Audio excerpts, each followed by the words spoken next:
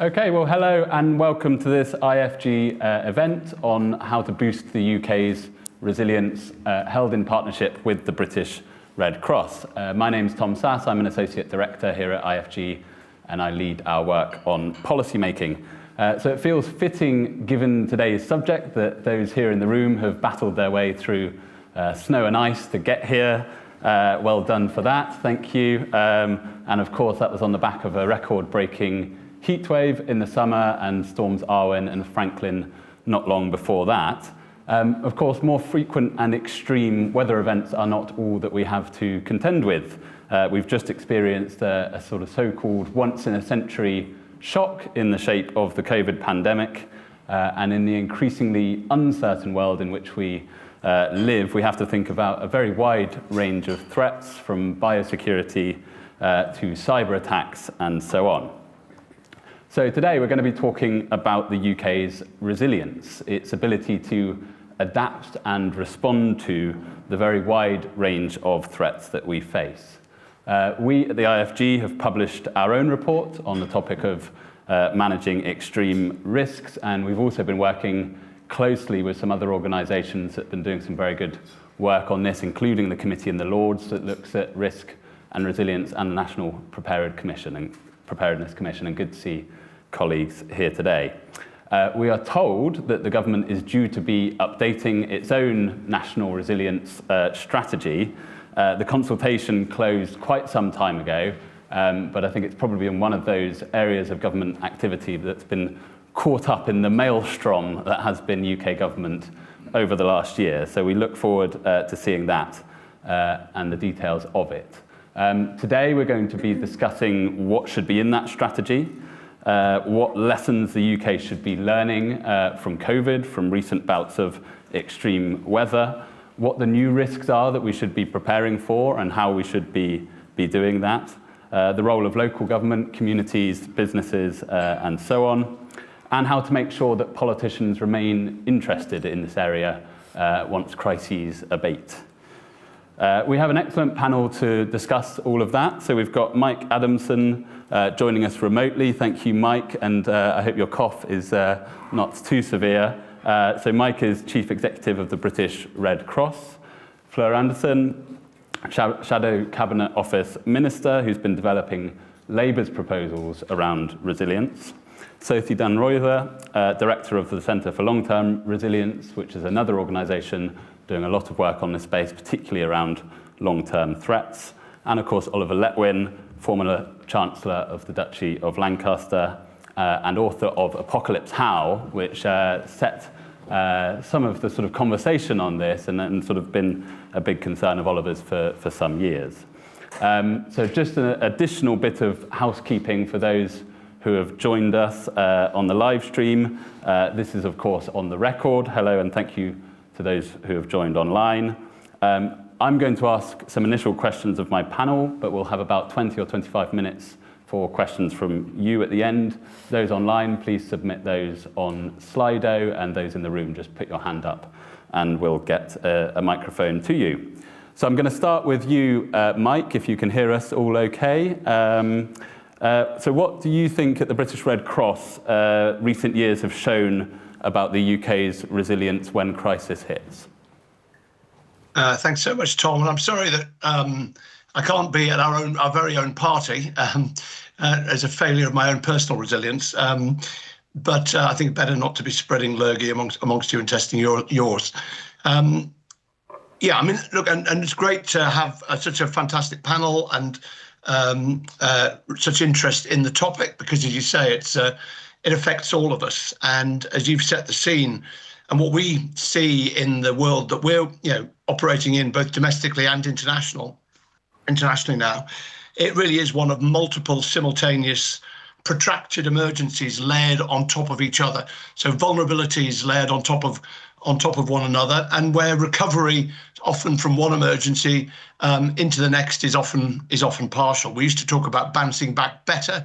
We don't talk about that anymore. These are cumulative impacts, and whether, from Grenfell, which I think was a watershed moment in understanding community resilience in the UK, through to COVID, through to heat waves, to fires, flooding, and then to the UK impacts of global emergencies like Afghanistan and Ukraine, and the ways in which they manifest themselves here. It's been a pretty challenging 4 or 5 years, and there's no prospect of that diminishing. As the British Red Cross, even in 2022, we've helped over 150,000 people in emergencies here in the UK. And even this week, we're supporting people whose homes have lost their gas as a result of burst water mains in Sheffield. And I think one of the critical consequences of that is a sense of jeopardy that here in the UK we're experiencing, that perhaps that I used to encounter, I still encounter when I go to see our work around the world, where people are living with that sense of uncertainty. I'm not sure we've had that here in the UK until really the last 2 or 3 years, particularly through from COVID, and the long-term impacts of that on our own psychological impacts on our own personal resilience, I think is potentially quite profound, and we don't really know how that's going to pan out. So what have we learned? I think firstly around resilience, that it's about people as well as infrastructure, and it starts with connectedness at an individual and community level, and that's about connectedness to information, about situations and threats, connectedness to neighbours, and connectedness to the supports that people need, and that needs to be nurtured. And I think the world of emergencies is this curious mix of the traditional command and control structures, gold, silver, and bronze, and all of that language. But in actual fact, resilience is part of it comes out of an ecosystem, and you have this strange mix of things that's about command and control, but actually an ecosystem that enables people to be more resilient. Second thing is around preparedness. As people and communities across the UK, we're not prepared. The recent report we did as the British Red Cross earlier this year, called Every Time It Rains, showed that even for people living in floodplains, only about 1 in 4 people understood the flood risk that they were exposed to. Only about 1 in 7 knew what to do about it, and about 1 in 5 of them didn't have insurance for the consequences of it. So there's a sense of we at community level not being prepared. I think recovery is the forgotten phase of an emergency, really. You look at the long-term emotional scarring from events, be it like Grenfell or COVID or flooding. Again, the research that we did recently showed that whereas the people who had yet to experience flooding thought the most important thing would be its practical consequences in terms of replacing goods and getting back on their feet again. For the people who had experienced flooding, it was actually the loss of sentimental items, the things that mattered to them, the emotional scarring. And I think that we neglect that at our peril. Fourth thing I think we've really learned is about the role of insight and data. We had this great expression in COVID, didn't we? We're all in the same storm, but in different boats. We need to be using data and insight to understand which boats are most affected, and not just in the case of something like COVID, looking at health data, but actually as the British Red Cross, we developed a vulnerability index, which built in other indicators of vulnerability so we could better target our resources. And the fifth bit of learning, I think, is really actually about government, which I've got much more familiar with trying to work with since really Grenfell, but then into COVID and beyond, and government needing to be much more, as a former Prime Minister said, much more joined up, curious about the adjacencies between departments, and curious about the other, who else can help. And so, in terms of what we do about that, we've got learning will come from a Grenfell inquiry, from a COVID inquiry, but they're long-term bits of work, and in the meantime, we need to get on with it. So there's something about putting people first, front and centre. Some of the recent reports have understandably put a lot of emphasis on infrastructure resilience, but actually the people resilience needs to be also at the heart of everything. If you look at our National Risk Register, I think it's actually a very good document overall. I'm one of those sad people who carries it around with me because it's useful to flash in front of people, but actually does it really draw out the human impacts of the risks that are on there. And actually, when you look at it from a people lens, are we pulling that through? We are indeed waiting with bated breath for the National Resilience Strategy. All the trailers are positive, I think, actually, around a whole society approach. But alongside a whole society approach doesn't just happen. It also requires clear roles and responsibilities for which people are held to account in central and local governments, and the expectations of local resilience forums and the tracking of performance and support, because consistency is the bane, or lack of consistency in a way is the bane of the emergency response world. But it also needs whole system leadership, and actually where leaders in all sectors, including our own sector, lean into working together on whole system outcomes. And actually that's not about legislation sometimes, it's just about orientation and attitude, and around leadership. And then finally, I'd just say, I think the key part of this is the recognition that this is everyone's business. Resilience. It affects all of us, and therefore we all have a role, from individual through to community, through to the voluntary community sector and local government. And as part of that, we as the Red Cross are co-founders of the Voluntary Community Sector Emergency Partnership, which has brought together more than 250 local and national organisations, committing to build the connections through partnership agreements and joint exercising and capability building, so that we're better prepared when emergencies happen. We know each other, and that combination of local and national and central government is also in that partnership, and that's a really good thing, because we then need to act and orient and work together. So, Mike, back to you, Tom. Really strong call to think about the kind of people and community element of this and what we should be looking for in the strategy. Just before bringing Sophie in, we've had our first very welcome challenge on Slido, which is anonymous, has said, define at the outset what panel members mean by resilience. So I used the sort of definition which you hear quite often, which is sort of ability to adapt and respond to change or to threats. But if any panel members want to elaborate or differentiate from that definition, please do.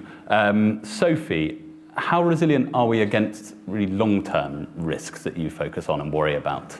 Thanks, Tom. I'll get to that, but let me first set out a bit about what my organisation, the Centre for Long-Term Resilience, which has resilience in its name, thinks that resilience is. Our definition is a really positive one, so wanting us to be able to withstand shocks and crises, but really be able to bounce back stronger, and not accept this kind of hunkering down mentality as and when a crisis hits.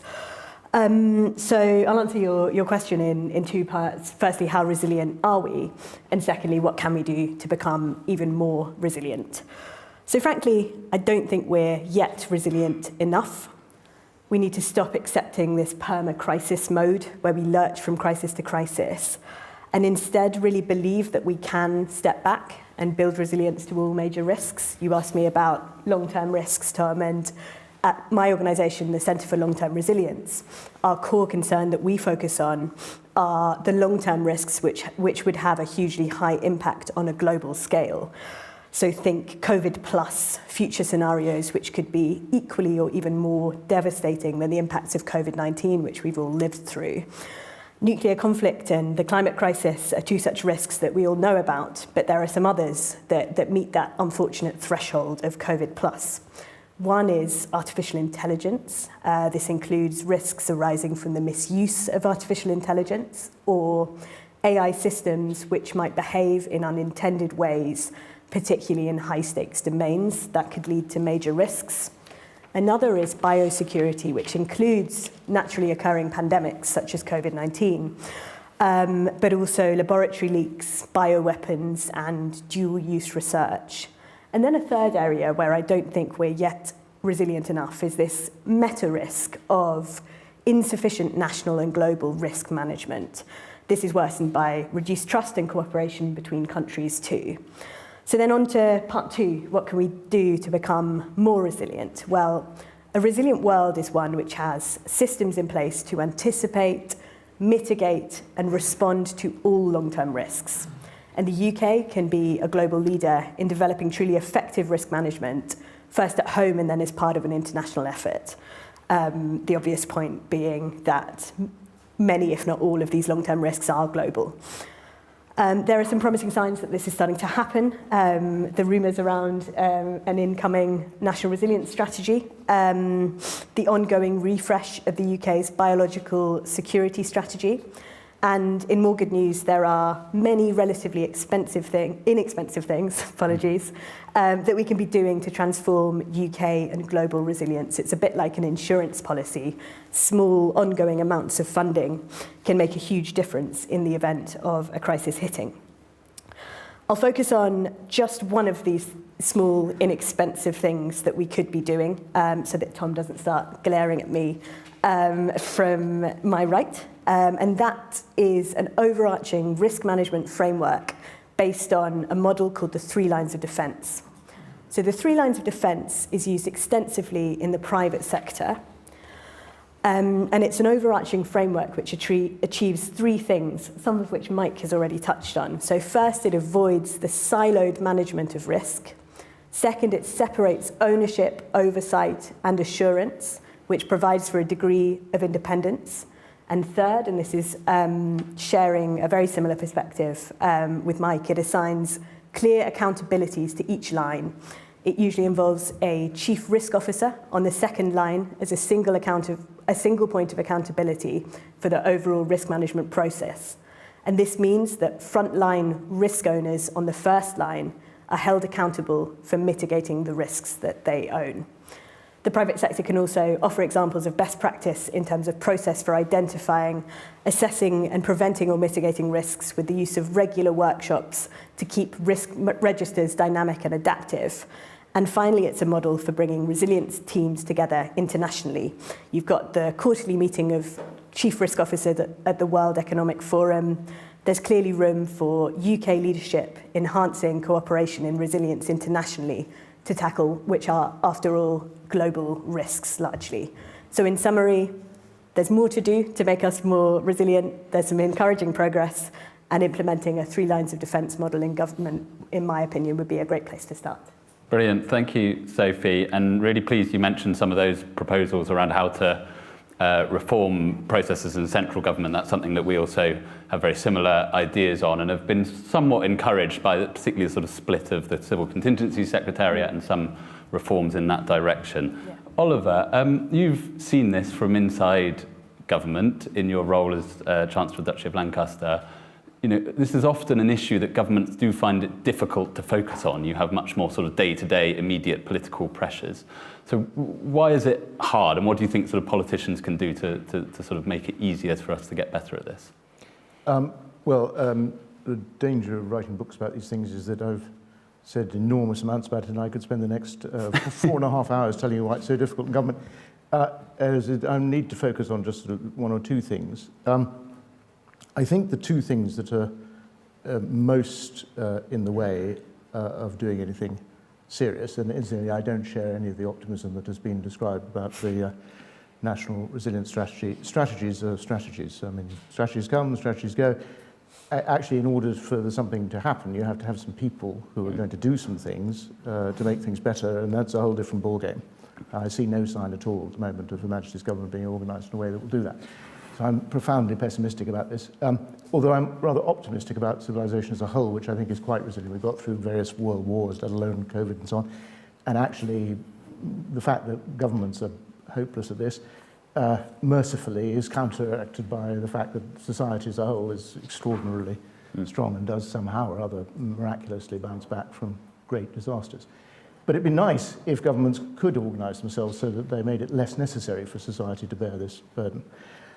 And the 2 things that I think above all get in the way are lack of bandwidth and a lack of political salience. And they are intensely related to one another. The truth is that in any system, democracy or authoritarian regimes alike,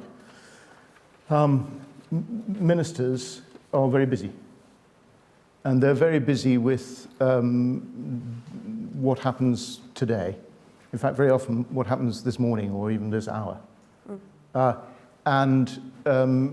It's no good saying that they'll deal with the problem now, later, because later the problem has become a crisis and they've had to resign. So they're very conscious of this. So their whole focus is on how to survive.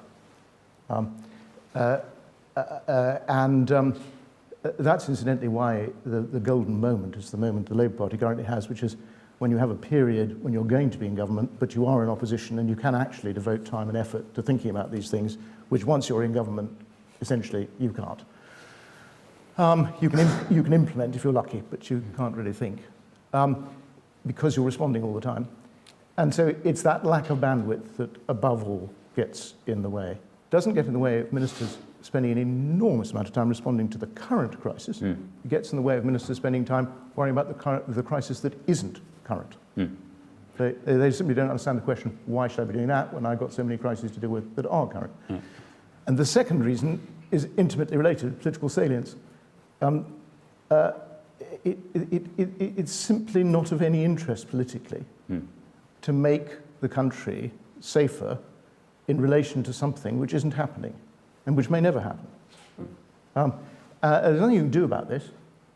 So what you require to do is to have somebody in government, and this will only happen if the person who's running the government, in our case, the Prime Minister of the day, has a real interest in the subject. And nominate somebody who's going to spend their time, who has real power, trying to improve these things.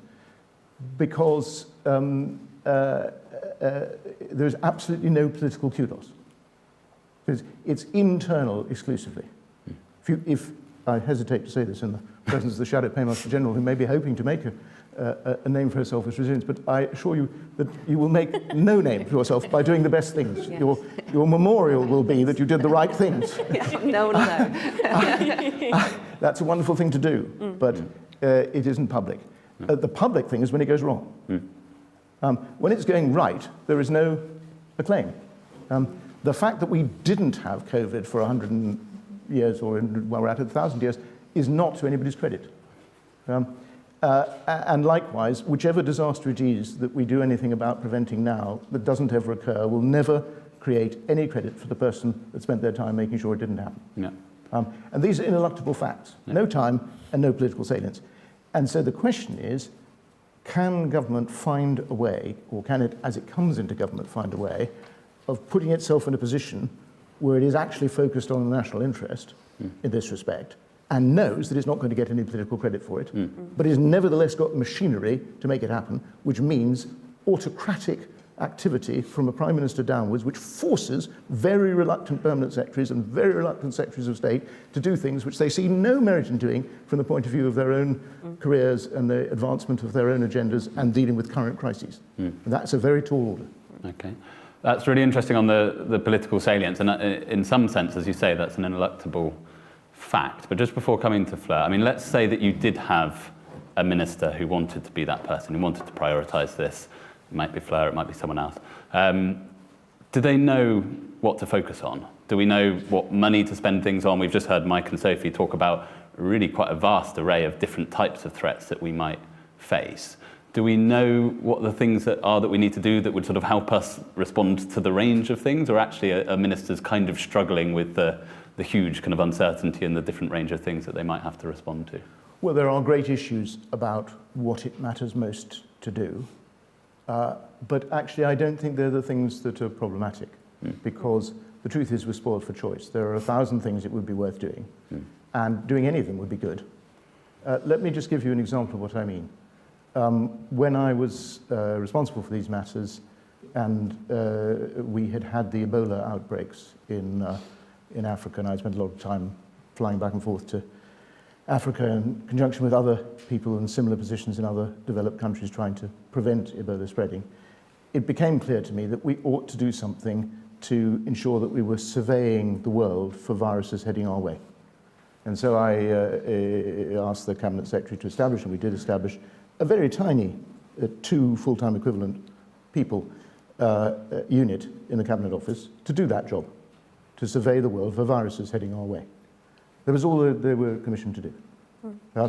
And they began to give up, submit reports on a regular basis of what was coming our way. The only thing that we spotted during the time that it was up and running, the very tail end of the Cameron administration, was a virus in the United States, which actually never quite got to us. You may notice that it would have been quite helpful if we'd had this unit in operation when something called COVID arrived. We didn't. Why didn't we?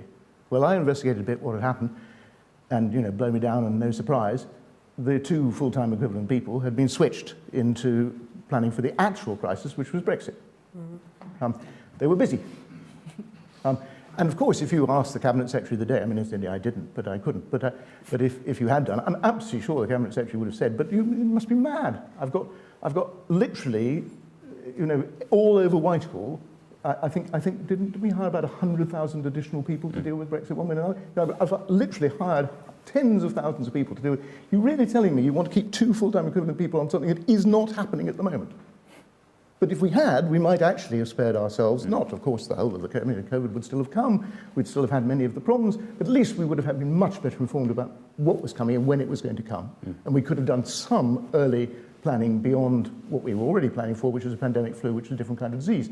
So, that is quite an interesting, but I mean, as I said, literally hundreds of examples, there's quite an interesting indication of what I'm talking about, that it isn't a matter of complicatedly working out brilliant schemes for doing things we never envisaged. We know quite enough of the things we could do to make ourselves quite a lot safer in a lot of different respects and to have fallbacks for various things and so on. The reason we don't do them is that we don't put the energy into it because we're dealing with the current crisis and what's politically sexy. So, Fleur, that's a good moment to bring you in, and you've sort of heard from Oliver about, I suppose, why this is difficult to sort of persuade colleagues on as a minister. I mean, how would a Labour government approach this topic of boosting the UK's resilience? Thanks very much, Tom, and thank you for inviting me here today. Thanks to the Institute for Governance for holding this event, and to the Red Cross. It's good to see you virtually there, Mike. And it's really amazing timing that we're having this, because I do hope that we'll have the National Resilience Strategy, or whatever it's called, out shortly. I've been asking about it in the last 2 Cabinet Office orals, and had, in due course kind of answers. I've had a response from the Cabinet Office when I reminded them that they said it would be prepared in the autumn, saying, well, the autumn officially goes to December the 21st.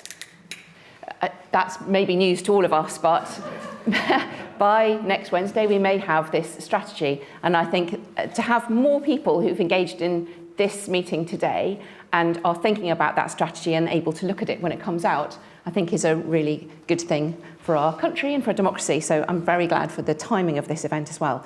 And just a bit about my background. So I've worked for WaterAid for many years, working around the world on water resilience and adaptation to climate change.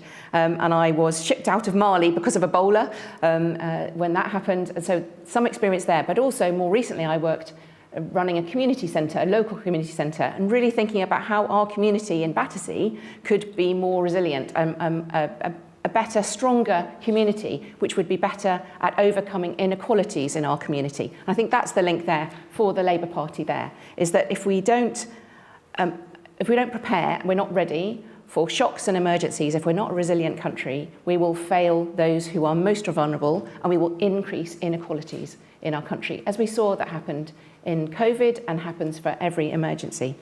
So Labour has always taken resilience very seriously.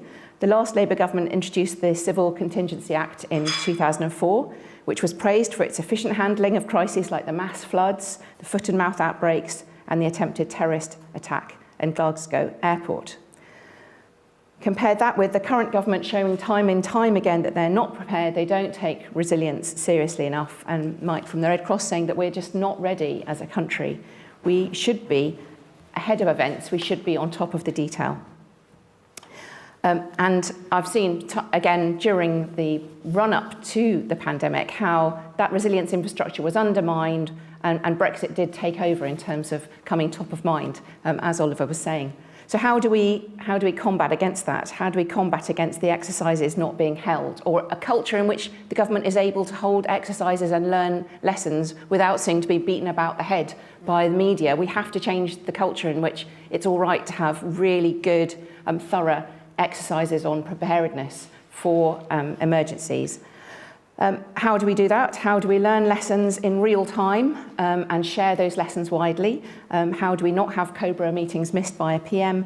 How do we share information and have a joined up government? That's what has been obsessing me anyway for now. So these are the things that Labour would put in place. These are the things we're thinking about for now. Firstly, we'd fix the system of government problem that the pandemic exposed. We would ensure a whole system across Whitehall is prepared for national emergencies and that it coordinates and acts in unison. I know it's easy to say, sitting here in opposition, but that is what we'll aim to do, to have a much more across-government approach. And that means training up teams and working with shadow teams from now onwards, but working with all of the teams when in government. But we'd also need someone to drive this through all the time. So we've been calling for the post of a dedicated Minister for Resilience within the Cabinet Office. The Chancellor of the Duchy of Lancaster has been saying to me, well, we have got a Minister for Resilience, but it's one part of a portfolio. But I would be talking about a dedicated Minister for Resilience who could do this all the time and overcome some of the things that you were talking about there, Oliver. It would be their sole focus. And we would also create a new National Security Subcommittee on National Resilience with formal responsibility for preparedness and resilience policy to oversee the whole process. A committee able to step back from the actual emergencies and able to look ahead. We'd conduct an urgent review of COBRA as well. And a model we have been talking about is the 3 lines of defence model. We've been talking about that with Sophie and her colleagues. Secondly, that's the national level. Secondly, we'd look at the local level as well, and we would overhaul local resilience forums. Local resilience forums were brought in by the last Labour government to prepare and plan for emergencies at local levels. I've been meeting many people who've been involved in running and been involved in local resilience forums across the country. And they're very impressive individuals who did amazing work and do amazing work. But they're often very patchy, and they would be the first to say this. There's a postcode lottery of what you can expect from your local resilience forum. They're not consistent. You should have the best response. You should know that you'll have that wherever you live in the country. And every local resilience forum should be empowered and able to do that as well. So we would introduce proper support, clear accountability, new training standards for officials, as well as formal inspections of LRFs, quality assurance standards framework, and funding would have to follow that, but I don't have a figure on that. Thirdly, Labour would implement and deliver a whole of society approach to resilience that Mike's been talking about there. We'd bring in civil society and local community organisations, businesses, volunteer groups into the heart of national emergency preparedness, all the way down to regional, all the different nations and local, all the way through. One example of this that really stood out to me was that during the pandemic, we were looking at where we would have vaccine centres in my constituency.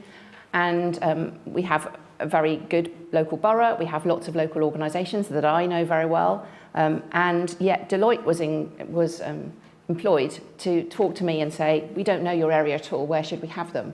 And I thought there are so many places we could have been going to first than to Deloitte. If we had a different system, a different approach, including all the right people from the start in preparedness, that would be different. And also a real-time learning approach and sharing that learning as we go on. And finally, I know I'm coming to the end of my time, we can't talk about resilience without talking about procurement as well. So we have a whole host of procurement offers and changes to policy that we would have alongside our resilience planning as well. That's giving small and medium businesses and local voluntary organisations, community organisations, fairer opportunities to apply for contracts, get tough on those suppliers to make sure they do apply, that we can claw back money when they don't, and guarantee transparency for taxpayers all the way through this, not having to go to court to find out what was going on during the pandemic, as we've had to, but actually have transparency throughout. And information sharing is just an absolute key to a culture change throughout all of this. Fleur, thank you for that, and really, really clear on reforms to sort of processes and the mechanisms within government and how you would use those differently. I just want to ask about the money point, because there's a question that's come in from John Britton here around, does the panel believe the public would be prepared to spend more money on boosting resilience, things like stockpiles of PPE, vaccines, etc. One response to COVID was to think that actually, okay, we hadn't perhaps got the right plans in place in government, but also we didn't have enough capacity in our healthcare system. And I know that Labour's been looking in the climate space, particularly around investment that would, be for decarbonising the economy, but also for boosting our resilience to climate threats. So I just wondered how that question of public investment sort of featured in your thinking around resilience. Well, it is essential. You can't do this without some expenditure and some money.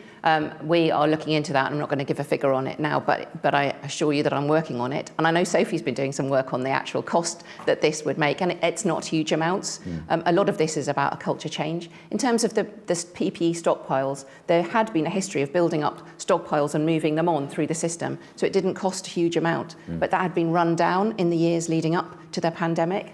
Partly it may be because of looking at Brexit more, other reasons maybe. So it didn't have to be that we were stockpiling huge amounts of anything we might need for any emergency, but it's having a system of moving them through the process.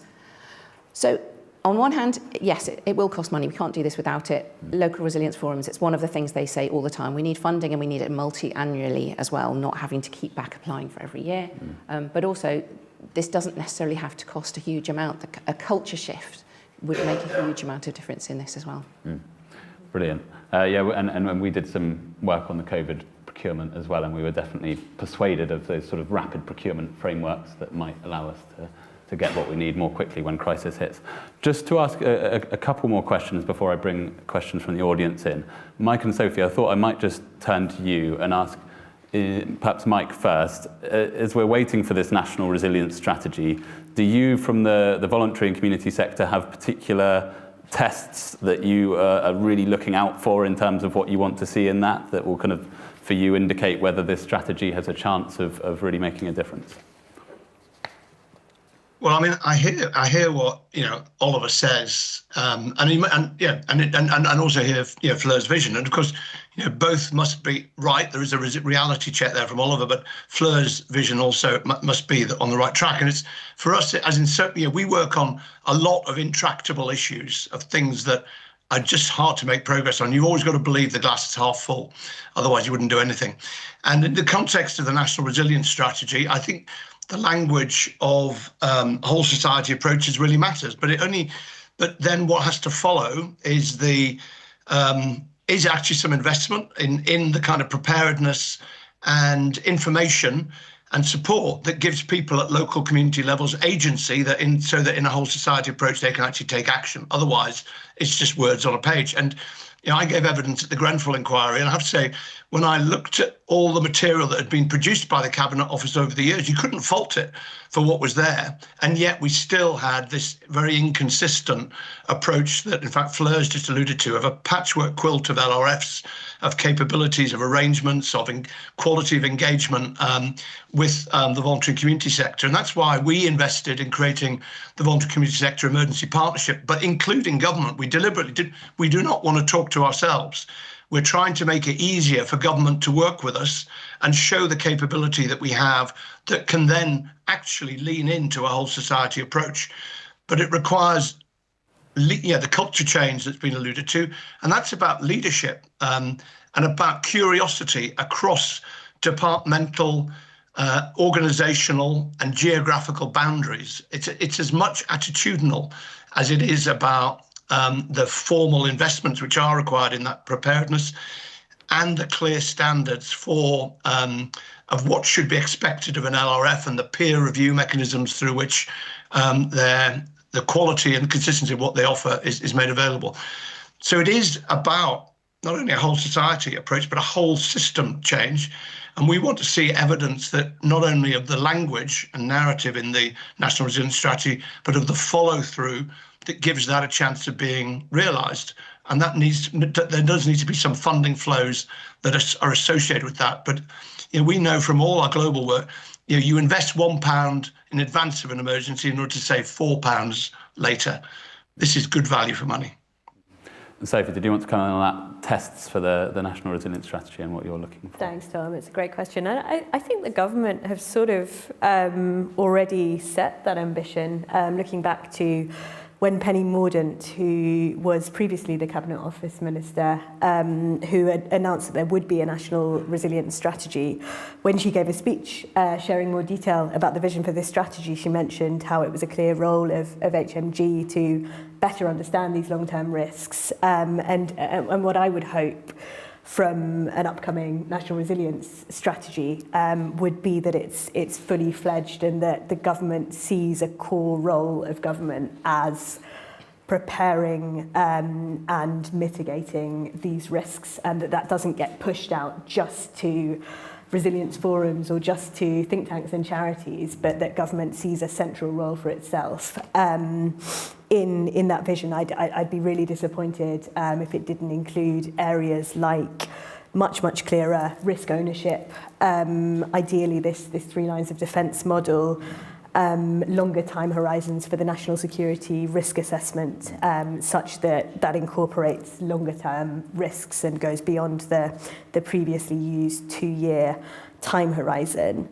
And going back to Oliver's point, just ensuring that small amounts of ongoing funding is available and ring-fence, and that the strategy actually gets implemented. We see that as one of the biggest risks to all good strategies, is just that it remains a piece of paper. And there's so much will from a whole range of organisations and experts and private sector colleagues around in the audience to play a part in making the UK and wider world more resilient. So I hope that the strategy calls on that coalition and is truly ambitious and fully fledged. Brilliant, thank you. I'm going to open it up to questions in the room. If you've got a question, if you want to put your hand up and say what organisation you're from.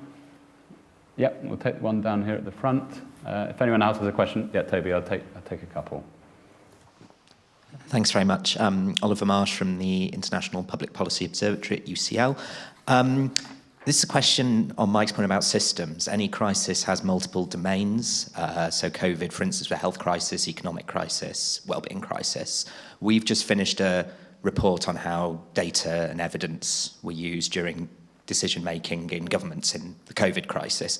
And there was a concern that although COVID was a multi-domain crisis, there was a massive focus on health.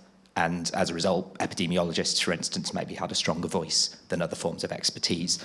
So the question is, when you're facing a crisis, you need to pull in evidence and data and expertise from multiple different domains. That's one problem.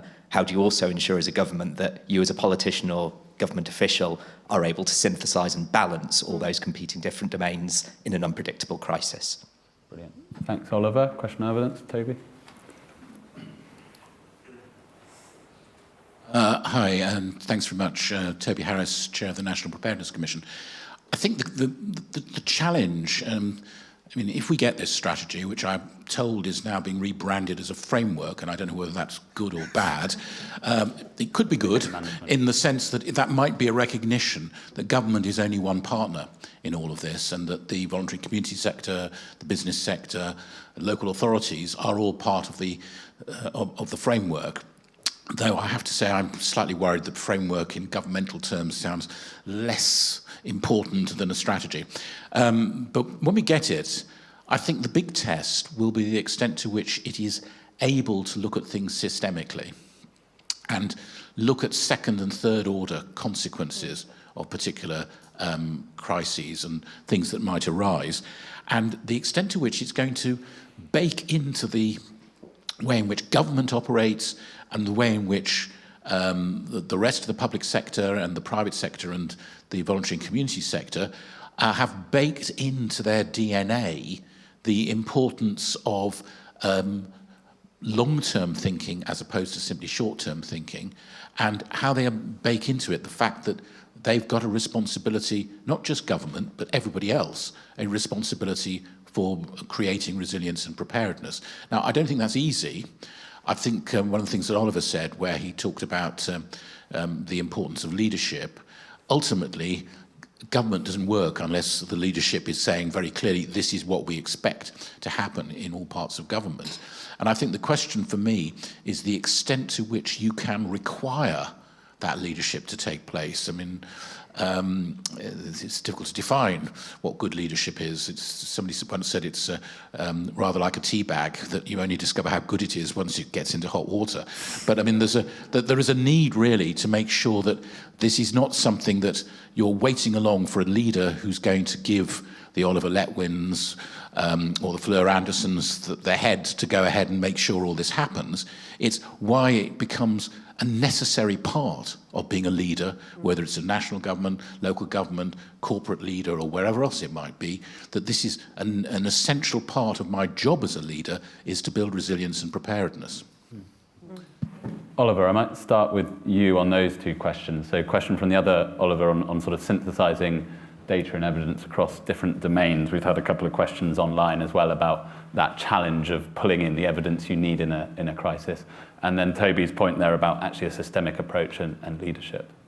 Well, I think these are both very good questions and very connected, I think, or remarks. So far as balancing domains is concerned, I don't think that there is a recipe that will sort of ensure that the cake is perfectly baked. During COVID, I speak as an observer like the rest of us from the outside, but as far as one could see, there was a kind of inner cabinet created, sort of war cabinet, that did contain the Chancellor as well as the Health Secretary and the Cabinet Office Minister. So it had what it needed in principle to do balancing. And I don't think that the then government was unconscious of the economic aspects of the matter, because if it had been, it wouldn't have invented furlough, which was one of the successes of the, I mean, leave aside the Bank of England's failure to recognise it as a fiscal policy, which was really monetary policy as well. But I mean, the first order effect was very good. It kept employment up, it kept the economy stable, and it was an unprecedentedly enormous injection of public funds for a purpose. So I think that if Treasury, well, in fact, if the present Prime Minister was then Chancellor of the Exchequer, were sitting here, he'd tell us that there was balancing going on. They were aware of the health consequences, but they were also aware of the economic consequences, and they took action on both fronts. Some more successful than others. I think the problem in general, therefore, is not, as long as you've got the right ministers around the table, and the subcommittee that I understand your remarks, Labour is remarks the Labour is going to institute, would in principle presumably contain people from the relevant departments, and they would therefore naturally bring different perspectives and be balanced out. I think the problem is the sort of real life problem, that actually it isn't often till you're well advanced in a crisis that you begin to understand what its dimensions really are. So it all comes back to the question, have you in advance done some things that will not obviate the problem, because you can't, but make it easier for you to come quickly to an understanding of what you're dealing with, rather than coming slowly to it. And the problem is, you come slowly, an awful lot of people have been damaged en route. So I think that's the best that can be done, is just to do some early preparations in order to get to the point where you can respond effectively and in a balanced way more rapidly. Which brings us to the question, how do you get the leadership that does that? If I may, I want to dwell on, because I think really the most important thing about this seminar is the effect it has on the Labour Party, which I persist in believing is going to be the next government of our country. And there is a real chance now in the next 2 years that it gets this right, which would be to all our advantages, regardless of how we vote in the next election. And I mean, I was encouraged actually by what Fleur had to say. I think, though, there's one very major point. It's very unfair because, of course, it's really Keir who should be the recipient of these remarks rather than Fleur. You can't determine who's going to be in which cabinet and so on. But it all sounds good, except with one qualification, which is who, or rather what rank, is this resilience minister going to be? Because if this resilience minister is a junior minister, even if the person in question sits on the subcommittee of the National Security Council that deals with this, which incidentally I think it's well worth having, but it has to be used. We did for a while operate on that basis. I think it is helpful. If it's a junior minister, a fortiori, a junior minister who is not very closely identified with and doesn't carry the imprimatur of the Prime Minister, it will have exactly no effect whatsoever. There'll be a name on the door, and it may be a very worthy individual with a great deal of goodwill who won't get anywhere, because when this individual rings up the Home Secretary or the Foreign Secretary or the Chancellor of the Exchequer or whatever and says, could you please, the answer will be, why are you troubling me? I have much bigger things to do. Go away, get lost. I know it sounds brutal and horrible and so on, but it's the truth. If it's a cabinet minister who's very close to the Prime Minister and who rings up and who is known by the person at the other end of the phone to be ringing on behalf of the Prime Minister, and if the person at the other end of the phone knows that if they challenge what's being asked, they'll probably have the Prime Minister ringing next, then you get some action. So the scheme that you're outlining, I think, is a good scheme, but it needs the right level. And Oliver, that's where the leadership comes in. It's not, we're not actually demanding, because it's impossible, that neither Mrs. Thatcher, nor Tony Blair, nor Gordon Brown, nor David Cameron, nor, well, I won't mention anyone after that, none of them would have been able to devote their entire lives to planning for the future. It just wasn't feasible. They had much too many things to do that were really very urgent. But all of them actually found ways of having somebody that they were willing actually to empower to do these things at various points. And the leadership we therefore demand is that. It's the willingness to invest capital in promoting the salience of this activity to the point where there is a cabinet minister who does nothing else, and the nothing else that you mentioned is very, very important, and who has real clout because they have the Prime Minister behind them. That's what we actually require. If we could get that, it would be a transformed scene.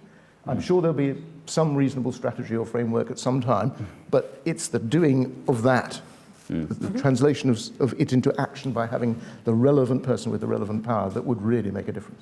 Yeah, and you were there in sort of being Chancellor of the Duchy of Lancaster, but had a lot of other things to do alongside that, so presumably it's partly about the bandwidth point that you made earlier. My only regret about all of that was that it was only a quarter of my job and not the whole of it. And I think if I'd had the whole of my time on this, or somebody else had had the whole of their time on it with a similar relationship with the Prime Minister, we would have got a lot further. Brilliant. Oliver, I should let you know that it's 10:02, so I think you might have to leave us. Well, I'm encouraged anyway, but maybe the next government is going to do good things.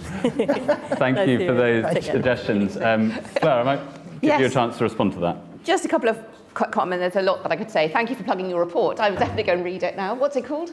Navigating the Crisis. Navigating the Crisis. Bolton's the lead author. Definitely. Right, everyone can Google that now. Fantastic. Thank you very much.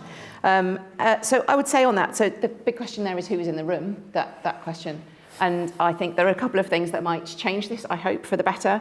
One is that as we went on through COVID, we had the National Foresight Group who were live learning as we went along, but they didn't have enough clout. They were doing this kind of on a part-time basis with a very able researcher, but they weren't given the national clout that they should have been given along the way. That's the kind of group that, as we go through an emergency, they should be feeding back in and saying, actually, have you got the right people in the room? Because we learn as we go along when an emergency happens what the knock-on effect is. The knock-on effect of closing schools should have been done with, do they have the laptops? What's going to happen next with exams? All of that, thinking that through and having the right people in the room should be done, and I think someone who's doing live learning and feeding that in would help a lot to that. I think also the story we tell ourselves during and after the COVID inquiry next summer is going to be really, really important. Because currently what I hear from the government is our response to COVID was fantastic. We did the furlough, we got the vaccine, we are world beating, full stop. I hope there's a lot more learning going on behind there, but unless we really honestly look the pandemic in the face and say, did we have the right people? Did we use the right data? Who was there? And we learn the right lessons instead of the wrong lessons, which we absolutely could do. We could just go away from that saying it was all fantastic. We did this bit right, so the rest was good. So that's going to be really important next summer, I think, when it all comes out. And in terms of Lord Harris talking about getting this right, and I think a framework, I don't know if it's going to be a strategy, but who would then hold it to account? Who would make it go through? What do we have around it? And the climate change Act has the Climate Change Committee of experts running next to it. It could be something like that that would actually enable this to happen and work better. That's an interesting one to ponder, whether we need some sort of update to the Civil Contingencies Act. In our report, we also looked at stronger scrutiny in Parliament and outside Parliament, because I think there's not so much of a political cost of inaction on this agenda.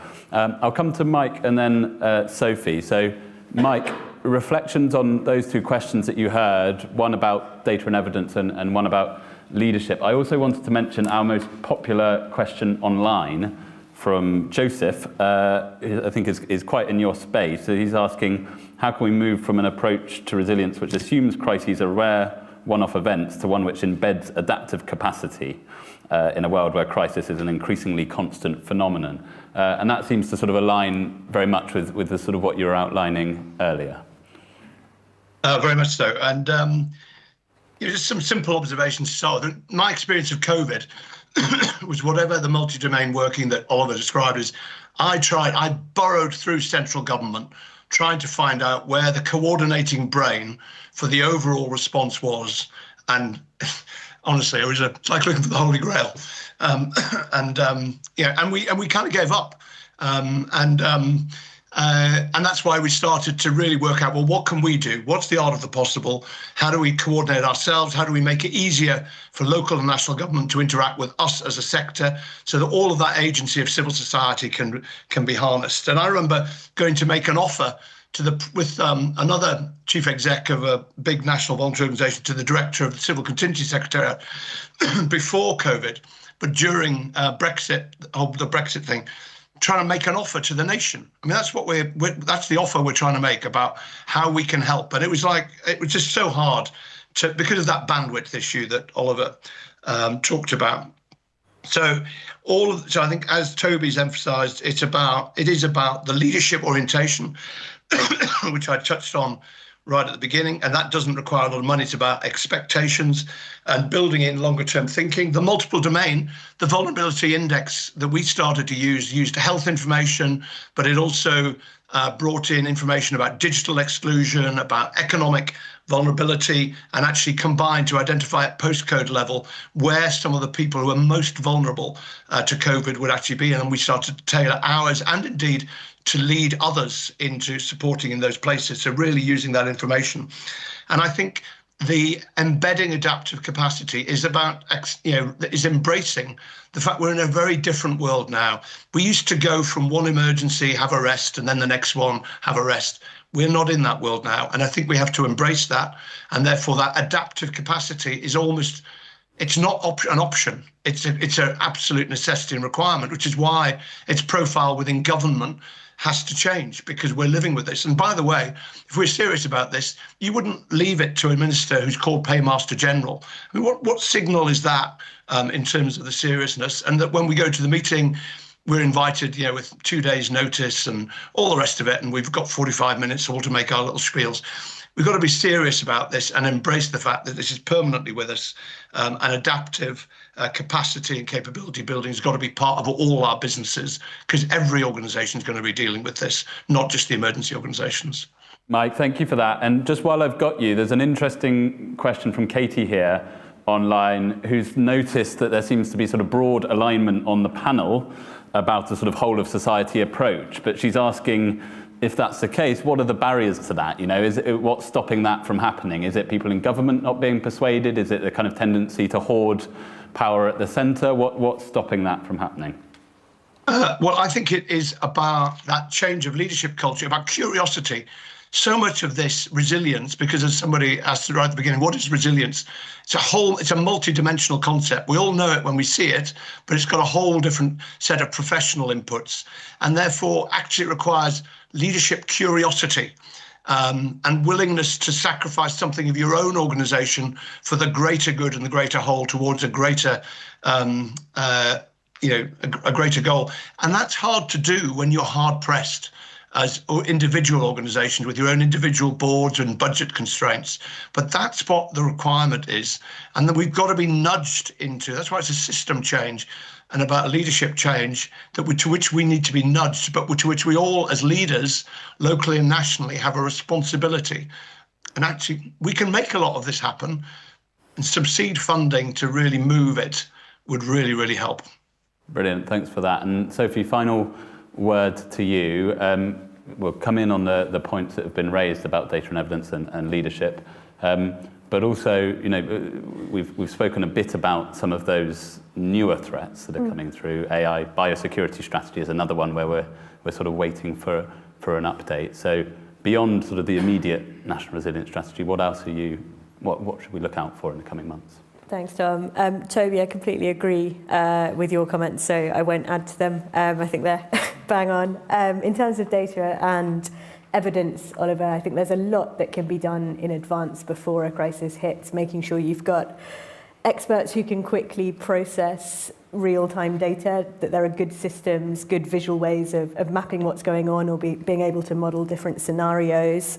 One issue that I think is harder than it should be, and many people have identified as a problem, is the challenge of getting external experts into government, whether through secondments or technical roles. I think making that kind of public-private step more smoother and being able to bring in the best people you need for a job. The IFG has a new report just out on that. Oh, nice. I'll take a look. And then lessons learned and comments on COVID response. I think there's no point just identifying what lessons learned are if there's not a clear plan for making sure that mistakes identified never happen again, with a named funded person responsible for making sure that is the case. And then on top of that, this need to make sure that we're not fighting the last war. So not just developing a better and better COVID plan, but thinking about what the next pandemic might be, or more broadly, what the next big risk event might be. So preparing for these long-term risks across the board. Good news on that is that many of the policy solutions we think we know the answer to collectively and are pretty cross-cutting. Other areas I think to make us more resilient, just to close, but beyond this national security framework, ongoing small amounts of funding and attention on these risks, voters and public citizens, such as everyone here today, calling on their leaders to focus on these issues and showing that this matters to you and to others, I think is really key. There is this ongoing challenge to make sure that resilience remains salient. And then I just think more expertise within government on these emerging risks as they become better and better known. It's great to have the Institute for Government hosting this event, so more internal expertise within government, and the seriousness, I think, of leaders who really want to focus on resilience because it's the right thing to do, rather than because it's going to give them personal credits or rewards. I think that's one really interesting aspect to focus on is bringing in serious future leaders who care about these topics and, as Mike says, are curious about finding ways to build resilience to them. Brilliant. Well, thank you, Sophie. That's all we've got time for. An awful lot there. If anyone involved in the government's national resilience framework is watching, lots of suggestions for things you might at the last minute include. So our next event here at IFG is on how can government win the battle for civil service talent. That's on Tuesday, the 10th of January. So we've got a bit of a Christmas break. For those of you who are here in the room, there are teas and coffees out on the landing if you want to stay and have a natter. Just remains for me to say thank you very much to the British Red Cross for supporting this event. Thank you very much all of you for coming and all the rest of you for watching online and submitting and asking all your questions. And thank you very much to my brilliant panel.